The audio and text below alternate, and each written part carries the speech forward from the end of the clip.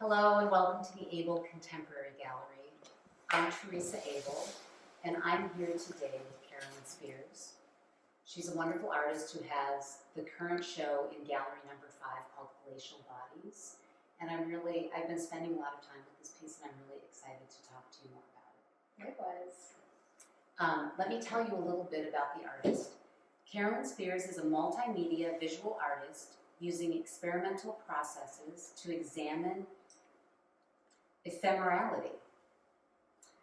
Carolyn's work pairs glaciological research with the emotional human body to contend with grief, time, and positionality in one's environment. Her work is influenced by material poetics and phenomena of the natural world. Carolyn has exhibited throughout the United States, including Manifest Gallery in Cincinnati, Ohio, Foci, thank you, Minnesota Center for Glass Arts in Minneapolis, and the Delaware Contemporary in Wilmington, Delaware. Carolyn holds a Bachelor of Fine Arts in Glass from the University of Louisville and recently graduated with her Master of Fine Arts degree from the University of Wisconsin-Madison. She is originally from Louisville, Kentucky, and currently lives and works here in Madison. So let's start talking about Glacial Bodies and the title of the show. Yeah. So titles are always something that I spend a lot of time thinking about, and sometimes it doesn't come until after a piece has been made or a whole body of work has been made. And this was the case for this show, because I was trying to think of a way to connect both my subject matter in studying ice and glacial events and kind of more earth systems with my personal connection to these things. Like, what is the entry point into how to synthesize these topics together? And I find it interesting to use bodies as referring to both like the human body and these bodies of ice and bodies of water. So yeah, Glacial Bodies is a way to kind of interject the personal with the environmental. Well, and I'm glad you brought that up because that was one of the notes I made to myself. I love that metaphor relationship between the two things. Do you remember what made you make that connection? I think I have this intuitive connection with materials. I think that my practice is so much based off of like directly interacting with materials and noticing what they do. And leading up to this body of work, I was thinking so much about ice and experimenting with ice. So I kind of just, arrived at this glacial framework by thinking most intimately, what is ice? What does it do? How does it interact with the other materials around it? And then kind of extrapolated that into a broader framework. Because you talk also about, you talk about it in terms of time. Mm-hmm. So that's the other thing that I thought was fascinating is this idea that we're mortal, Mm-hmm. and we're all on our way to dying. There's something different about the planet, though. You know, we like to think about it being, it's changing, but we hope it's. Yeah. And we know it's not immortal, but it's. Yeah, when we think about geologic time versus mortal human time, they couldn't seem more far apart. Yeah. So, part of my interest is in bridging that gap. But definitely thinking about time too with glaciology in particular, because I think that it's such a monumental way of observing time. Thinking about like really slow accumulation to form all of this ice. It takes thousands of years, and we learn so much about past time through that ice. Yeah. But it's also amazing that we can just pick it up and hold it. And I always feel that way about rocks as well. Like it's amazing that we can just pick up something that's hundreds of millions of years old. And we take it for granted. Yeah. But then how quickly it's just. Yeah. So let's talk about some. So there's a number of pieces in the show. Mm-hmm. So the piece behind us, the video piece, which if you haven't seen the show and if you have time to stay, there is audio to this, and it's Carolyn reading a really beautiful prose piece, poem. Yeah, I would say a poem. Which I think adds a lot to it because you talk about time and you talk about all these thoughts. Mm-hmm. It's really lovely. It's an 8-minute loop. It's really worth seeing as the way that it's experiencing in its full effect. Yeah. And then on the pedestal back there is a piece of glass, which you took an imprint from the glacier when you were in Iceland. Yeah, so I took a casting using alginate directly on the surface of a glacier in the middle of nowhere in Iceland. So I knew that I wanted to, it was really a means to an end to be able to make this piece. So I knew I wanted to harvest materials directly from the source and not just kind of fake it with, like arbitrary water or ice. And the best way to do that was to gather both the form of the ice as well as the water from these glacial outlets.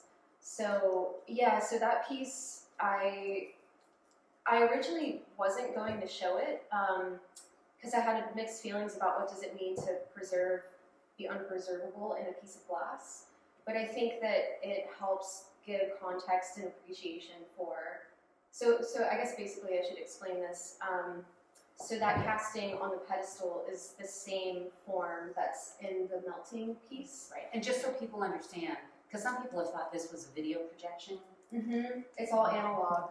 Yeah. So every morning the staff goes up and puts a piece of ice from the mold. Yeah. Which is that. So I used the same rubber to freeze the ice in as I did to make the wax, to make the lost wax casting into glass. And then it melts throughout the day, and then we capture that water again, put it back in the freezer, put it back in the mold, and reuse it. And that water you brought back from the glacier. Yeah. So it's this ongoing loop of freezing and melting, freezing and melting. Yeah. But the other thing too is I'm kind of ongoing through this whole investigation is this like shared visual language of ice and glass, because my history is as a glass maker. So I think I arrived at ice through this very like glassy lens. No pun intended. But that's just kind of, when I'm paying attention to material, that's how my eye is oriented. And so, I think it's nice to have the glass piece sort of informing the ice dripping sculpture. Yeah. So the video, much of the video like this, is this Iceland? This is in Iceland, right? No, this is in Madison. Okay. That's sometimes I can't. So half of it's filmed in Iceland. Half of it's filmed in Iceland and half of it's in Madison. Yeah, exactly. And so, when did you decide you needed to go to Iceland? Early 2023. So at that point, I was in my final year of the MFA program, and I'd been working with some professors over in the geoscience department, and that was really just opening my eyes to the research that was informing my work. I was really struck by the ability to learn about, because I think I have like romanticized notions about materials and what materials symbolize or what they do, like from a phenomenological standpoint. But I started to ask myself, what does it mean from an earth sciences standpoint, or like systems all kind of interconnecting? So I decided to go to Iceland when I was working with some glaciologists at UW, and being really inspired by thinking about landscape, thinking about how Wisconsin, at least the majority of it, is shaped by past glaciers, and appreciating the lakes and seeing them every day and seeing them throughout the cycle of freezing and thawing, and I was just really captivated by thinking about that. So I decided I needed to go to. It became my goal to experience a glacier firsthand, because I never had before, and that's when I decided to go to Iceland. And so you decide for this piece you have to go to Iceland. So you got a grant. right? Which helped you do some of this? Yeah, Because you had to buy a drone. yeah, exactly. There was a couple of things. So I got a fellowship and like a graduate appointment at the same time, so I had more funding than I was expecting, and I thought, okay, this is the perfect opportunity. But then I also got a separate Creative Arts Award, which was another couple $1,000. So I thought, okay, I can swing this. It's my third year. I can take some time and spend 2 weeks in Iceland, because I knew that I needed that footage and like actual glacial water in order to make my thesis show. So it became really critical to go kind of conduct this creative research there. And so I find this interesting. So one, when you say that, I think 2 weeks, that must have gone really quickly. It did. Because you have to just hope that. Yeah, and especially with the drone, like it's funny because in some ways I'm really not much of a technology person. Just in terms of, it doesn't always click with me right away. So the thought of buying a drone was like, oh no, now I'm gonna have to learn how to fly it and like how this thing operates, and it's expensive, I don't wanna wreck it, especially into a body of water or like over top of a glacier where I can't retrieve it. So I bought it and kind of trained on how to use it, knowing the type of imagery, the type of shots that I was looking for, that it would be the best tool in order to make that happen. Yeah. Were you able to visualize the video before you went? Did you have an idea? Or because you'd never been there before, a lot of it, you had to sort of frame things and make decisions on the fly, I'm assuming. Yeah, a lot of no that. pun intended. Yeah. Right? Yeah, absolutely. And the other thing is I am kind of a novice filmmaker. Okay. I say that only because it's not been a part of my creative practice up until a year or two This ago. was a question I was going to ask right now. Yeah, and so in terms of framing of like directing a shot and like how to hold a camera and all of that, I have no pre-existing training in any of that. I just knew, like, I'm really captivated by the non-static nature of video work, and I thought in a show talking so much about time that it was a really appropriate way to get at that point. So yeah, the video thing was a lot of it happened spontaneously, and I think that part of that is just where I think the magic happens, where things can be really intuitive, where my movements aren't forced or premeditated in this like, I'm now acting kind of way, but really more capturing a moment of me experiencing it in real time for the first time. So a lot of the shots were very spontaneous, and it was really kind of reacting and responding in sight to the environment. So you did so the video work was done first in Iceland? Yeah. And then the Madison work, or? I think they kind of went back and forth a little bit. There was some things, I'm also the type of, like some of my creative practice is just documenting these little beautiful poetic moments, even though I don't know what I'm going to do with it necessarily. So like when I go on hikes, I'm like, ooh, look at this, and I record something. So there was some of that happening with ice phenomenon in Madison that I think was helping to inform, okay, what am I looking for in terms of, there's a lot of like macro shots that I can capture in Madison, but in going to Iceland, there was a lot of thinking about taking in the whole landscape. So yeah, they were kind of happening back and forth. Yeah. Like that.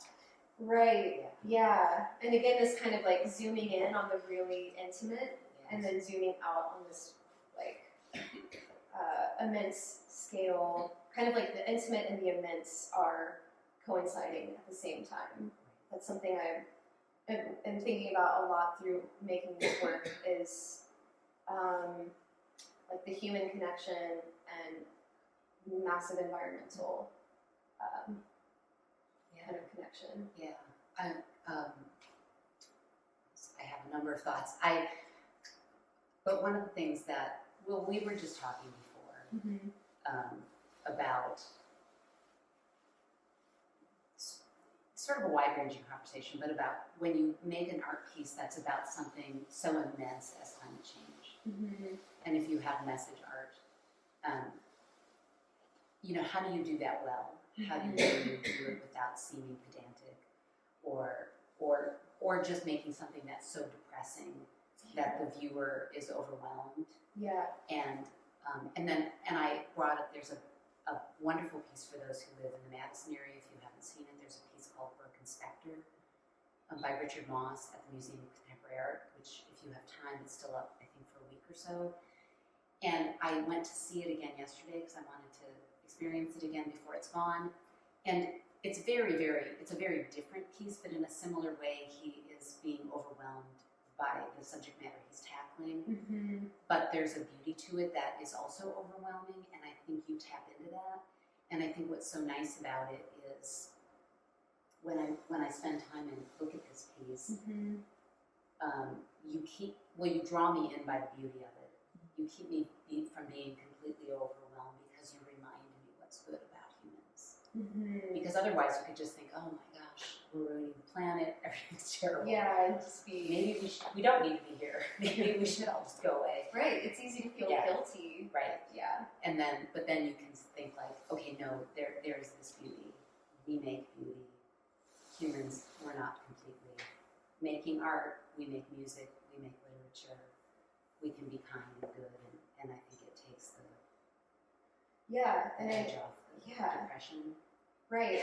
And it like we need artists' lens for thinking in order to shape conversation and culture and tackle issues from another perspective and just like empathize and care.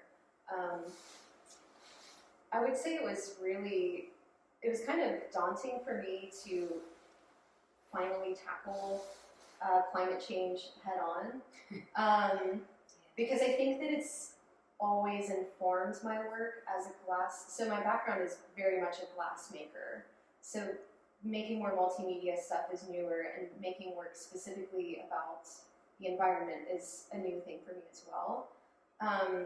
But it was really just kind of paying attention to the fact that it's always been there. I think about it from a blowing glass perspective because I'm burning fossil fuels, and there's extraction of materials that is required.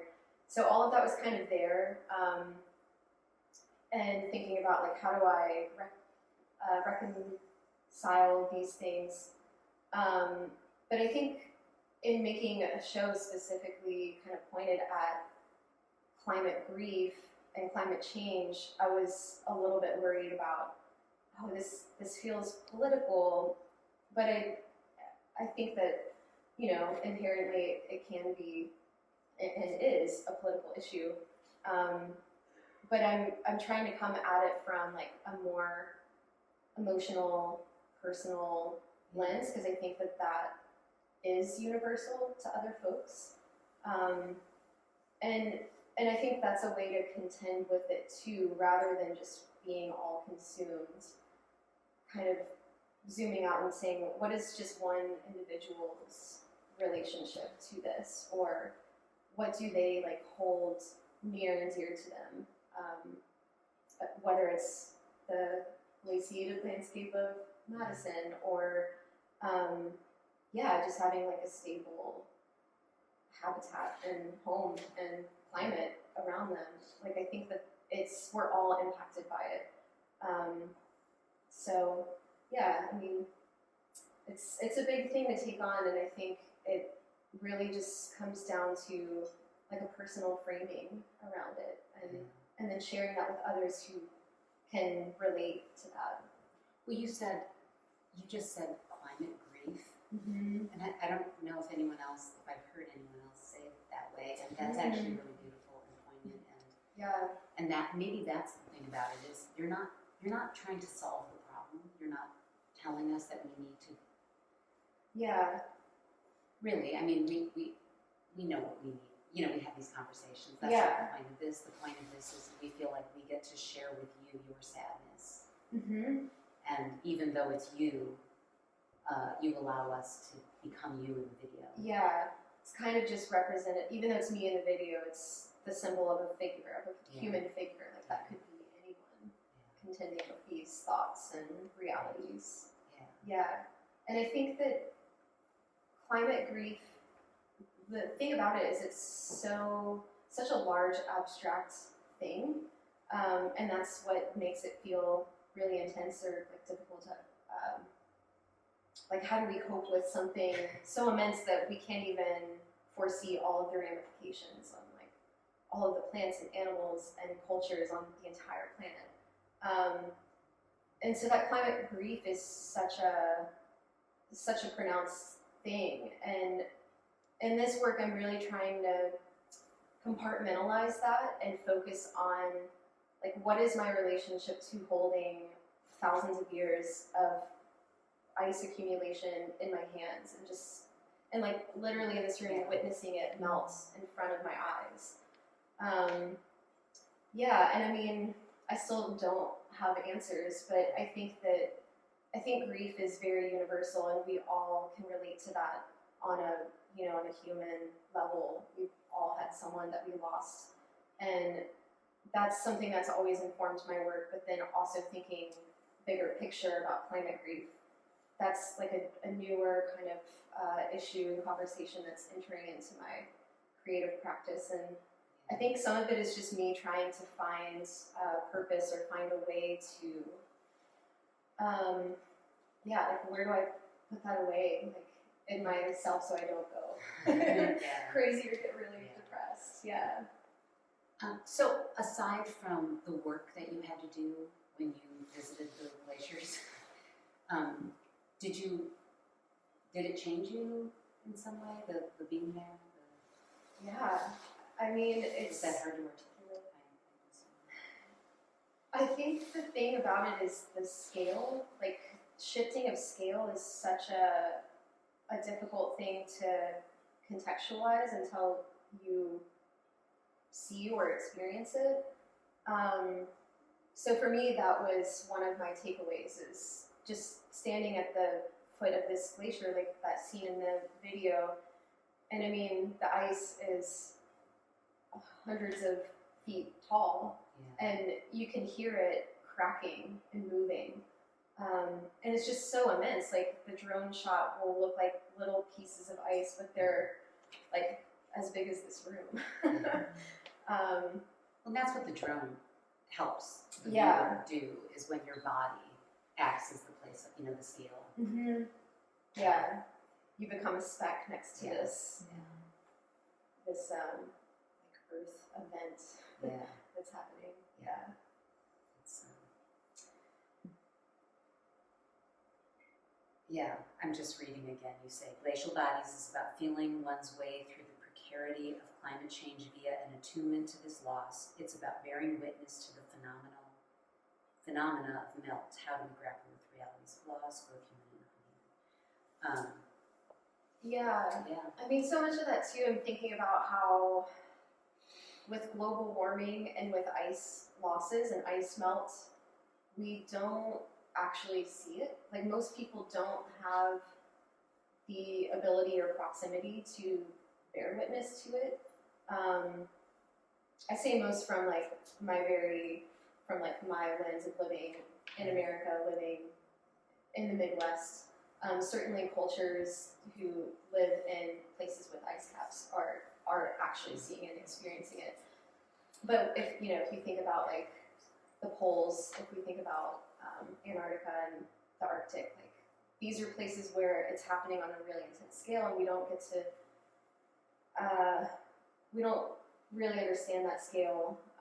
And even just reading scientific articles about it, it's still kind of an abstract thing or an unseen phenomenon that we don't have access to. So in bringing it into a room, into a gallery for a month at a time, where people can just come think about, like, see melt and think about what does melt mean, really collapses that bridge of distance, or like it feeling like it's not happening to us or it's happening Right. outside us. It's this abstract thing over here, Yeah. but it really it's everywhere all the time. Right. You know, because Right. the planet is it's all an interconnected system. Yeah. So yeah, I was thinking a lot about that, like, just from sort of a geosciences perspective. I think it's interesting that it sounds like this. Is this the first piece that you've done that includes video? I've done a few others. Mostly though, those have been not really shown in public spaces, but just part of my own practice. And the reason I asked is because I like it so much when an artist like thinks about what it is that they want to say, and then it can be really tough. I think sometimes, whatever media that you're comfortable with, say glass for you, that you try to force that media to do the thing that you need to do and to be intelligent enough to know that sometimes you need to get outside of your comfort zone and learn a different skill in order to actually make the best piece that you need to make is really can be bold, sort of, you know, it can be very brave to do that. Yeah. And it's great that you ended up I ended up here somehow. Yeah. Yeah, that's really kind of the story of my grad school experience. I went into it as a full-fledged glassmaker, kind of through and through. Like very married to the material, very infatuated with material. Yeah. But in thinking conceptually, it's like, why glass for glass sake? Like, is it serving the idea? And if the answer is no, then it should go away. And then my thought is, well, what does serve the idea? And that's how I arrived at ice. Because I've always made work about impermanence, but yet I was using glass, which is, yes, it's fragile, and yes, it has dualities where it changes shape and material states, but it's very permanent. It's not going to biodegrade or melt and evaporate in front of my eyes, at least not in my human lifetime. So yeah, I mean, I think that's such a strong sensibility that I have, is the importance of materials and processes for communicating the idea directly. And earlier I mentioned I couldn't just use tap water to make this piece because it kills the poetry. Like the idea is suddenly not there. Like, yeah, it does a cool thing, but so what? So how does one bring water back? Well, I took a tip from Professor Sarah Fitzsimons, and who also makes a lot of artwork, particularly about water.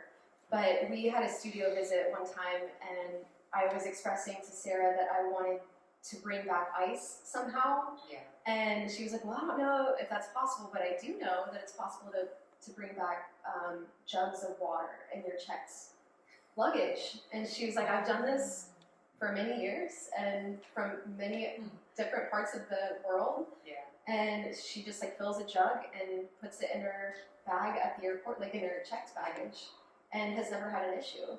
So I thought, okay, well, if it works for Sarah time and time again, then I may as well try it. Because you brought back a fair amount of water. Yeah, a couple gallons. Yeah, or I think 3 gallons of water. Yeah. It's funny when the piece first got installed, and then I would tell the staff here, who are wonderful, and that we're pouring this, and they were kind of nervous, like as if it was. It's precious. Yeah, I feel the same way. They have to carry it downstairs to put Yeah. it in the freezer and open the freezer door and then close it without having it slop all over. Yes. Yeah. Now we're all just. But it's I think the meaning behind that makes it more special. Yeah. Yeah. Yeah, and I mean, I think just generally in the ability to open up a creative practice, to think in new ways about what a process or what the final forms, like why the choice for video, and there's specific reasons behind that, or why the choice of light and water, because I think that I think I have like poetic sensibilities, and a lot of that is just being informed by putting the idea first and saying, okay, I know I want to explore this idea. What's the best way to do it? And it's kind of liberating to be like a new learner again in a lot of these art forms. Like, I'm pretty comfortable with glass, but I don't know how to do a lot of these other things, and so it makes me even more engaged with my own body of work as I'm working on it, because I'm trying to. It kind of makes me feel more invested in a way. So, when did you graduate? 2024 in May. In May. So less than a year ago. Yeah.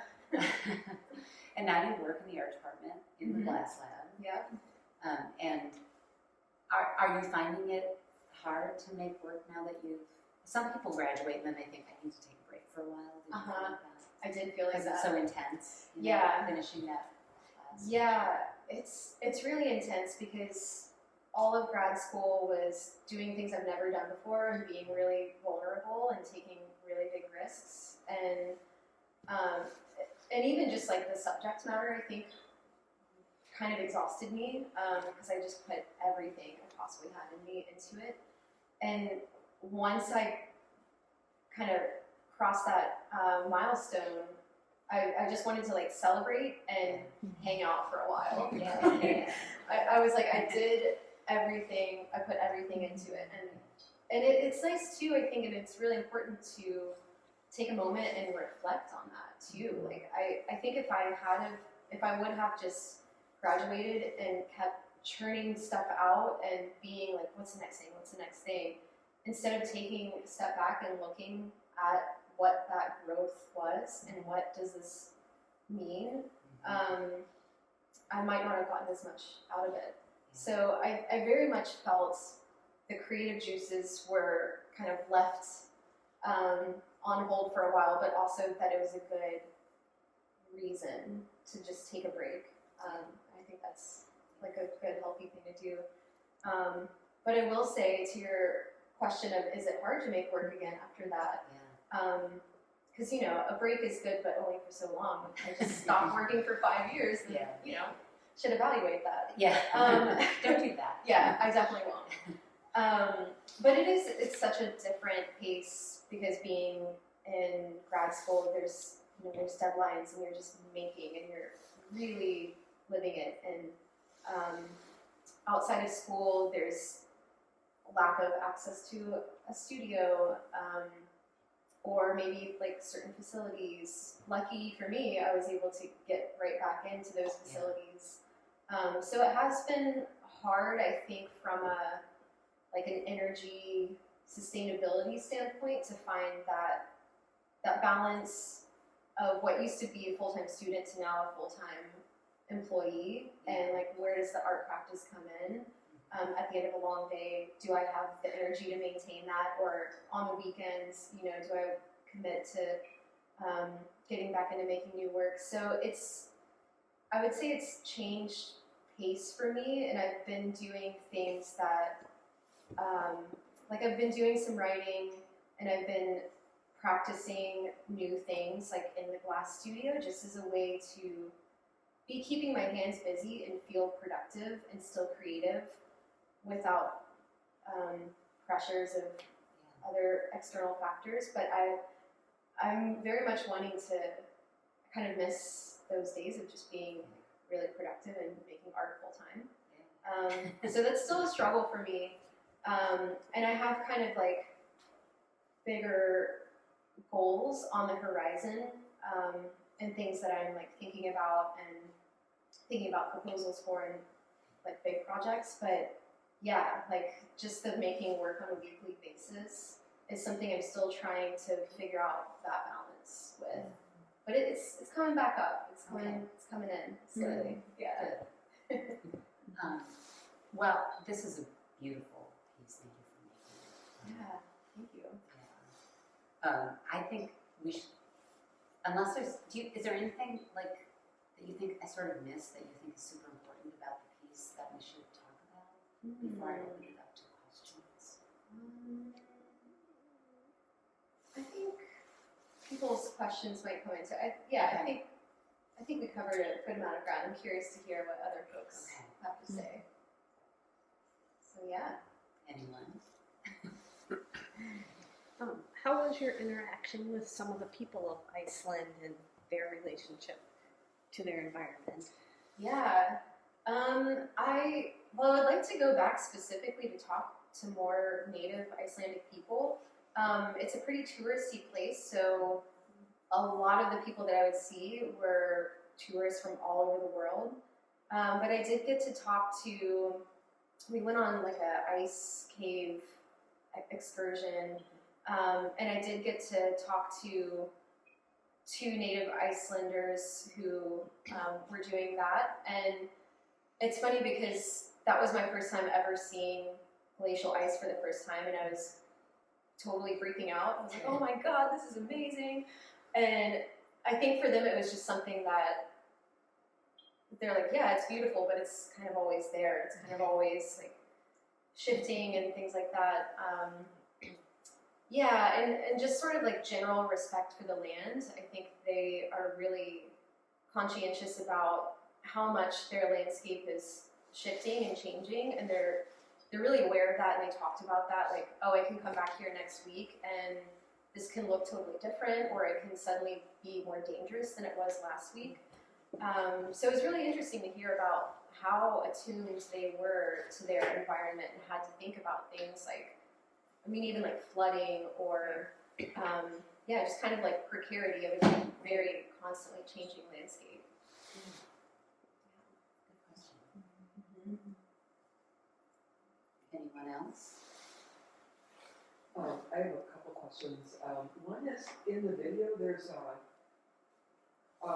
section where it looks like, to me, like a close-up of skin. Is that? It is. It is. Yeah. And I love the way that and then it's followed by sort of skin-like, like fissures in the ice.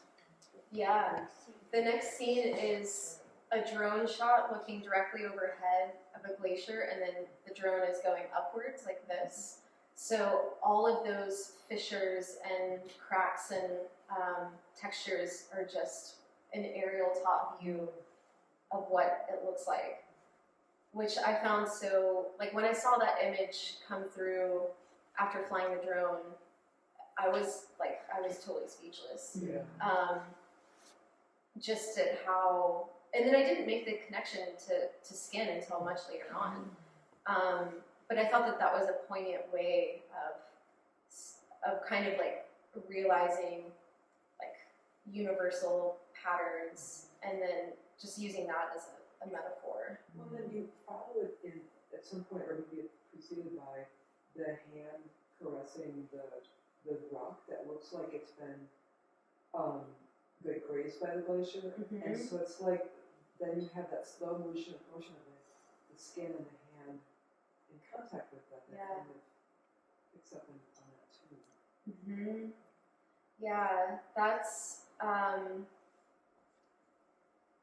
something that when I learned about those, yeah, here's the shot. Because it almost looks like there must be a pulse moving in there. Sort of ripples there. Like, wait, is that fabric or paper that somehow it's so skin-like? Yeah, it's just my hand. It's just like I had a macro lens on my camera. But yeah, this was the drone being fairly close to hovering above the ice and then zooming straight outward or upward. So all of that is just natural. As it's flowing, it forms these cracks and it picks up sediment from the land that it's moving across, and yeah. I was going to say something else, but I forgot before the shot came on. It doesn't really look real. Yeah. I don't know. It looks like it's generated. It's crazy. Yeah. Yeah. It's real.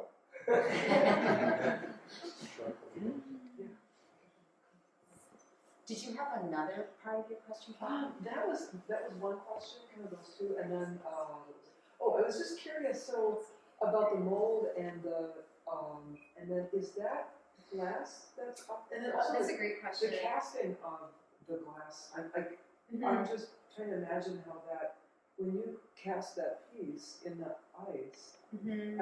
I would imagine it exploding and breaking, like technically how. Well, I did it. I had to work through a couple translations of materials to arrive at the glass. So I used first I used this stuff called alginate, and it's just like a Eris knows what alginate is. It kicked in the ice. Yeah, I just mixed it up and poured it over, and then pulled it out. And there's lots of weird little undercuts and stuff. I'm surprised it kicked. Yeah, but I was able to then use, so it's like a biodegradable, algae safe, like eco-friendly material. That's really kind of one-shot use, so you can pour it and cast whatever form and texture.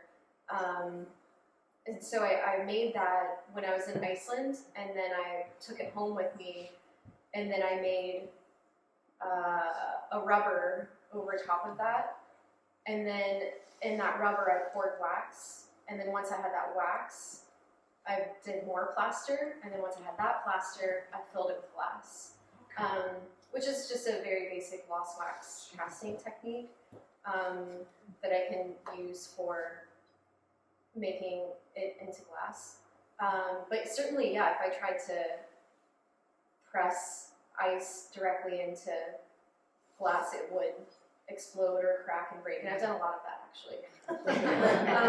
It's really fun. It's very exciting. And then, so is that glass up there, like, is that from that mold? So that when the frozen water goes up there, then, Yeah. Into the glass mold of the same shape? So that mold is actually made of plastic. It's basically just the contour, like the outline of that casting. But I tried to do it out of glass and it broke. And then I thought, well, it was also glass. The glass had a lot more like texture and information happening, and it was kind of distracting. Like you couldn't. It was almost too much. So then I thought, well, I want it to be safe too because I'm going to be hanging it high up in the air, and I don't want, if it's a glass thing with ice in it, it could even like crash or like thermal shock. So this is vacuum formed plastic. So I took just that basic contour and then used a vacuum former where it just heats up the plastic and then you press it over, so you can get more. It's funny though because it's like halfway vacuum forms in order to get a smoother contour rather than a really harsh one. But yeah, the tub is just plastic because I figure it's safer, it's less distracting, and it's a good way to contain like water. What am I trying to say? It won't leak. It won't. Yeah. Except for the one hole that is drilled in. But yeah. So I worked with that form in several different iterations to be able to get these components to come together. What's really effective is, like, from this view, it's kind of like, I imagine being in the lake where the water's really clear, and I can actually see up through the ice in a way that, ice sort of distorts, unless it's perfectly Yeah. smooth. Yeah. Yes. Other than you being dressed in this long black dress, which I assume is to give us a feeling of dread or darkness. Yeah, kind of mourning. Other than that, artists often deal with subject matter, especially any subject matter, by drawing the viewer into beauty, right? Mm-hmm. And you've done that here, but other than the dress, it's still beautiful. Mm-hmm. I don't feel tragic. I don't feel the tragedy of this, other than the fact that I know this is happening. Most of us Yeah. pay attention to that. Yeah. Is that I mean, do you feel that way too, or is it? Well, the missing component that we don't have the privilege of experiencing right now is the audio. So there's Oh, audio for this video Oh, right. that, so there's both me reciting written poetry that I wrote, but there's also like a sound production element to it that gets kind of a little more nerve-wracking. And certainly a lot of the language that's happening is talking about melt and, just all kinds of components of these types of events. You're saying there used to be an artist residency in Iceland, was that part There's of a that? few. No, sadly I was not able to make a residency out of it, but I would like to in the future. It was all self-guided, so my husband and I just rented a camper car with a tent on top, and we just drove around and stayed in our car, and that was the entirety of the trip. But yeah, I mean, I see what you're saying about like kind of seducing the viewer into it, and there's this beauty. So where's the gut punch of the dread? I don't know if you need a gut punch, I'm just an observation. Yeah, I mean, yeah. we've seen videos of the glaciers melting, those big crashing and all that stuff. And or the ones what's happening in Greenland, like when you got sea level go up 3 feet because Greenland's melting. Yeah.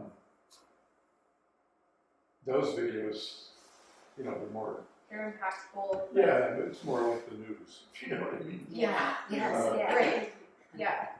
And there's documentaries like Chasing Ice. That was the sort of the whole crux of what they were trying to do in that movie.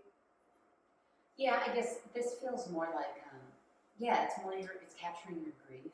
And Yeah, then you're personal. allowing us to have a collective grief. Yeah. This and documenting what we're going to lose. Mhm. So it is beautiful. Yeah, the ephemeral, like knowing it's not going to last Right. forever, is kind of what colors what makes life meaningful. Yeah. Yeah. Yes. So I just thought maybe you should talk about oak and our experience. Oh. Yeah, if that hasn't been mentioned yet. Did you say oak? Oak. Yeah. With particular regard to any. Well, both just what it is and what we did, and then also our experience meeting Andre up there. That was crazy. Yeah. So Matt is mentioned. So Matt's my husband, who we went to Iceland together, and he was actually like actively involved in all of this. Thank you. Like both with the camera, like flying and helping like 3D print components for the sculpture. So Matt was mentioning there's this site called Oak, and it's the name. It used to be called Oakjökull. Jökull just means glacier in Icelandic, so it's the name of a glacial site. But it's the first glacial site in the world to be designated as a now dead glacier. And so this was one of the reasons. It was actually like one of the main purposes for going to Iceland was to visit this kind of like memorial, this site of a dead glacier. There's a plaque up there that was written by an author, and then there was kind of a memorial event held. Like they basically had a funeral for this glacier in Iceland, and a bunch of scientists and writers and artists came to pay tribute to it. But there was a writer who wrote the plaque of it, and when I looked into him, I realized he's a native Icelandic novelist who writes a lot about time and glaciers and water and kind of like lineages, generations of people living in a certain place.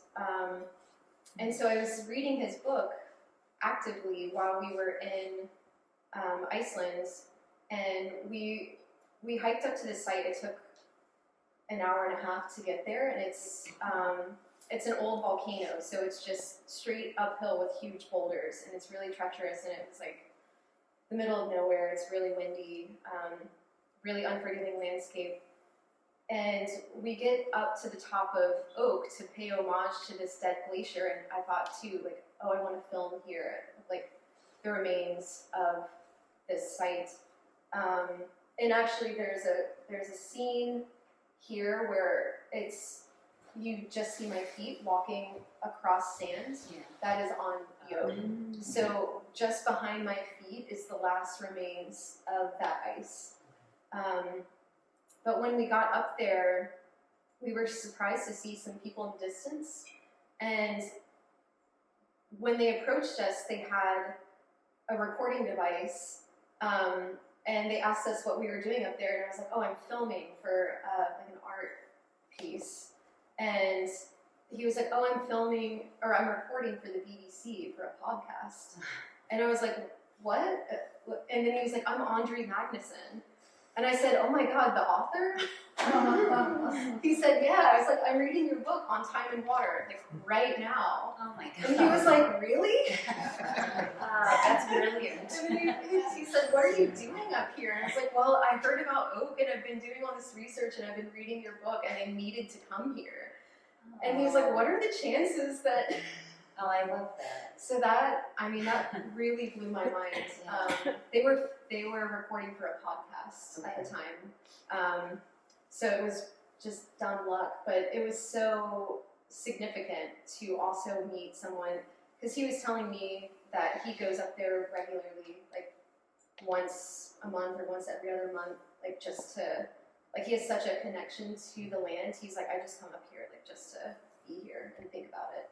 So kind of back to the question about communication with the natives there, like, and how are they contending with all of this stuff? I think it was a really oddly full circle moment.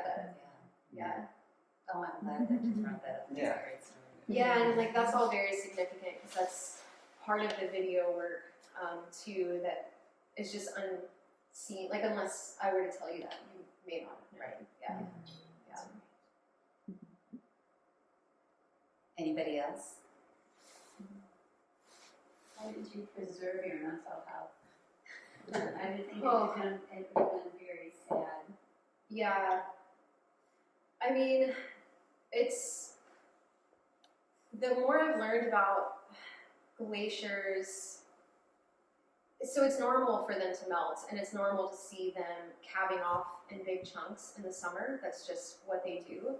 But they're supposed to be accumulating even more snow in the winter. So the process is kind of, it's such a long process that it's unseen. But I think the just being in the presence, I mean, I remember when I first picked up a piece of glacial ice, that has stayed with me. Holding something that's thousands of years old is so difficult to put into words. And then the heat of my hands is melting it. You know, like, I think even just that gesture is so intense. And I feel both really lucky to like directly interface with my concerns in that way. Rather than just toiling, you know, in my mind about them, it's more like I'm putting it directly in my own face and thinking about it. And it's both beautiful and sad, and there's always kind of moments of me wanting to like capture and like preserve and hold on to stuff, and like that's the very essence of life. Like we can't capture and hold on to things forever. So I think from how do I preserve my emotional, that's oak in the background.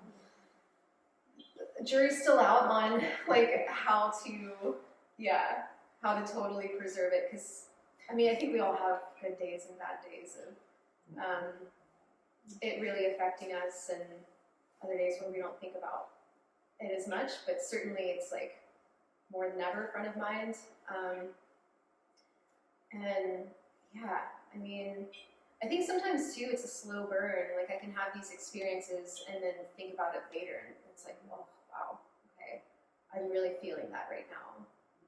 Was it more intense when you were there, or were you so involved in what you needed to accomplish and just taking in the experience that maybe the grief came after? Or? I think for me sometimes it comes after. Because it's a good point. Like the whole time I was there, it was a lot of, one of the things that was really intense is weather is so unpredictable and so unforgiving. Like it really feels inhospitable. Okay. So it's just like whipping 30-mile-an-hour winds with rain and snow.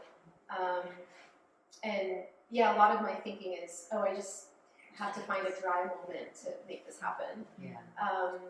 Because I can, and really strong winds with rain. So a lot of that is, even just that is, okay, I have to respect weather, I have to respect landscape, I have to respect this is where I am in this moment. Like I can't, I'm so powerless, I'm just one tiny little human. Like, I have to respond to it and adapt.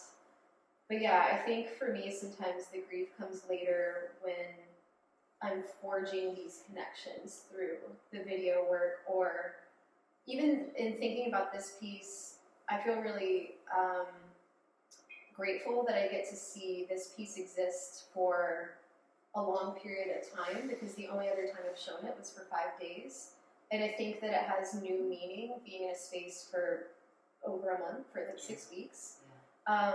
Because it's the only, I know the amount of water that I had from this site, and I know that every day it's evaporating and it's just becoming a part of this beautiful atmosphere here. We're all breathing a little bit of condensation of glacial water from Iceland. And I know, like, each time I show this piece and refill those jugs back up, it's like, oh, I can see that it's lower, like that. It's going to vanish. I can't hold on to it forever. Yeah, so some of those cues, and yeah. Tim, did you have a question? I do. So much of the imagery seems like it's shot in black and white, or very muted tones, very kind of earthy tones, and it carries that line of grief and doom.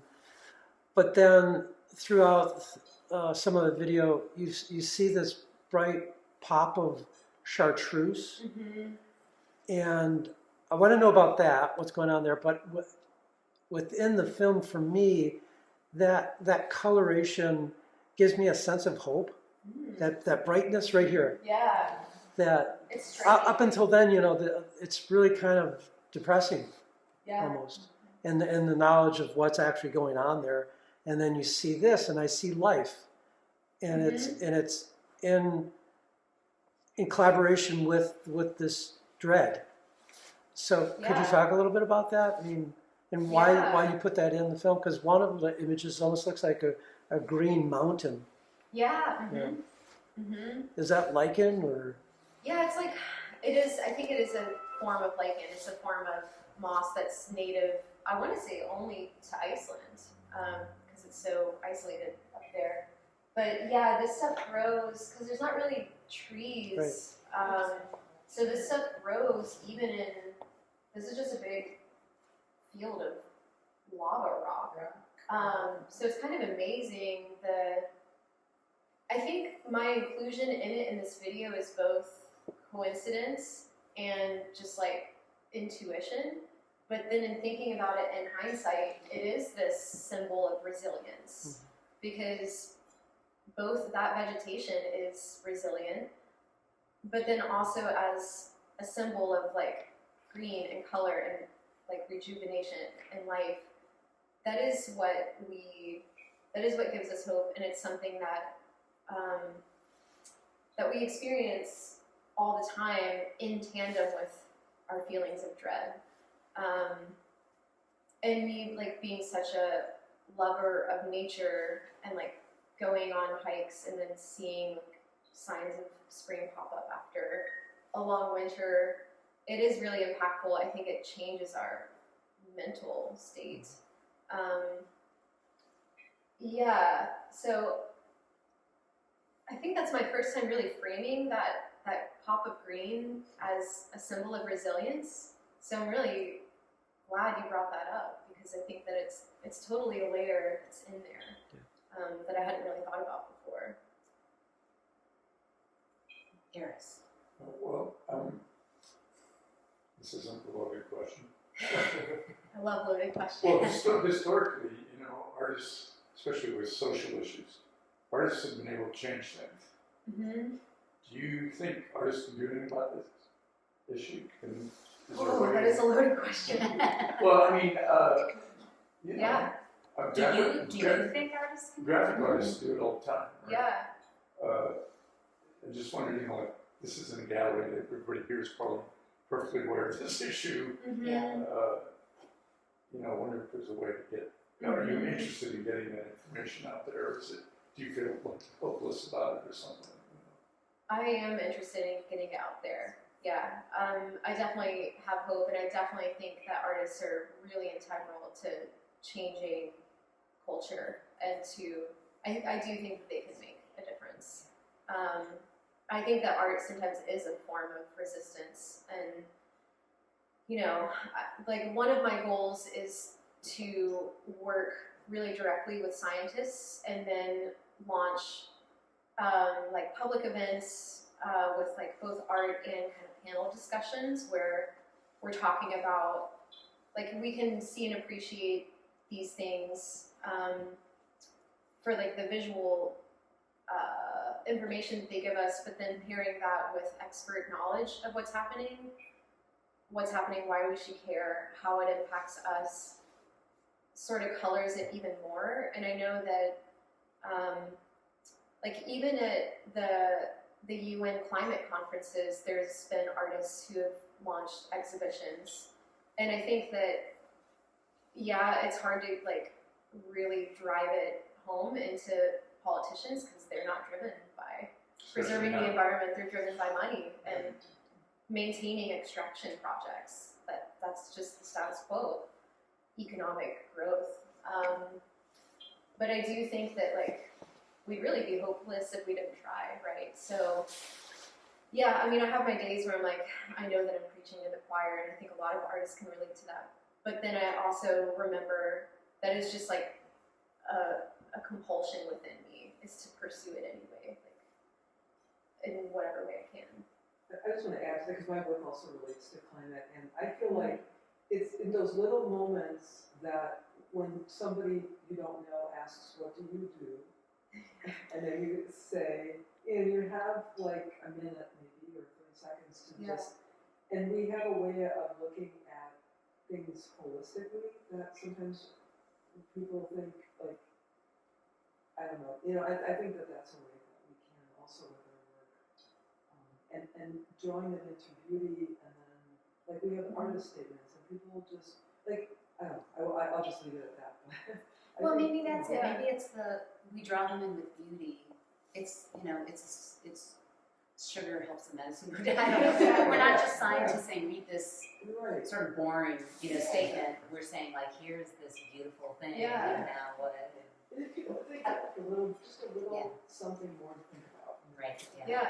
What do you have to? A comment Yeah. is that I think I'm sitting here without the sound. It wasn't grief. I see tremendous beauty in this and every one of these things, and looking at this, and it just has expanded it. And I said to my friend, if you want to get this out, I would do PBS, this brief but spectacular moment. If you've ever seen that on the PBS NewsHour. Oh, Catherine, have you seen it? Oh yeah, I love this one. Right, brief but spectacular moment. To have someone, you know, do that. The other thing, and maybe everybody has their own experiences and life experiences looking at art or anything else.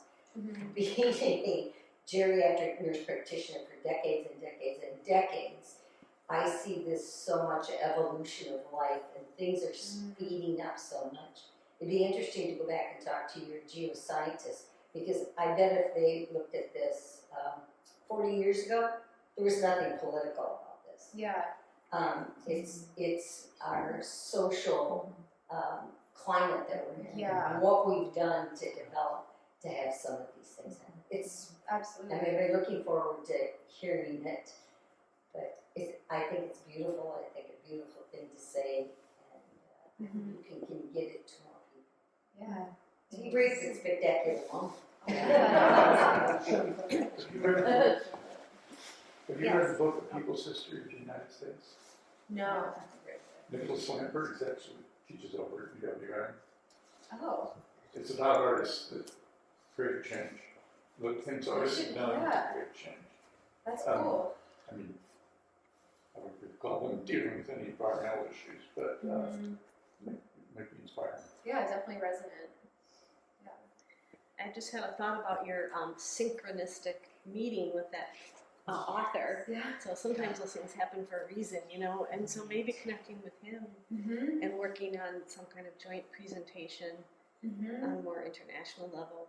I mean, that's a big goal, but just a thought that came across my mind as I was listening to you. Yeah. I've definitely thought about reaching out to him because he's fairly accessible. Like when we met, we started following each other on Instagram, and so like That's occasionally, because a couple months after that, he put out the podcast, and I listened to it. I was like, hey, I listened to that. It was amazing. But yeah, to your point about connecting with other people on like a more international stage,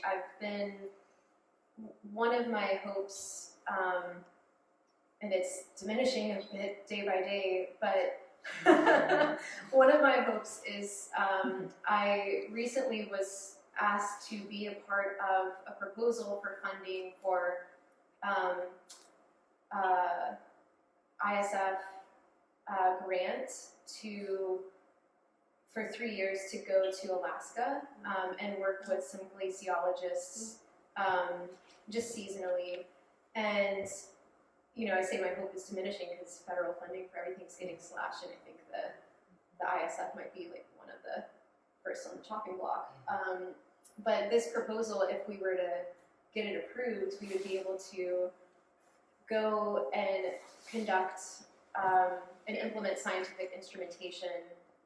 I would make site-specific work, and then we would have different programming that would come from that. So we would do like a panel discussion, have a show both in Alaska and here, and do like a recorded lecture for Wednesday nights at the lab, which is something that UW does that gets archived through PBS. So yeah, like directly interfacing with the folks who are trying to study climate change through the lens of ice is definitely something that's on my radar and I think really important. But we'll see how things play out because it is so political. Yeah. Sadly, it shouldn't be. Tiny bit of progress, but Yeah.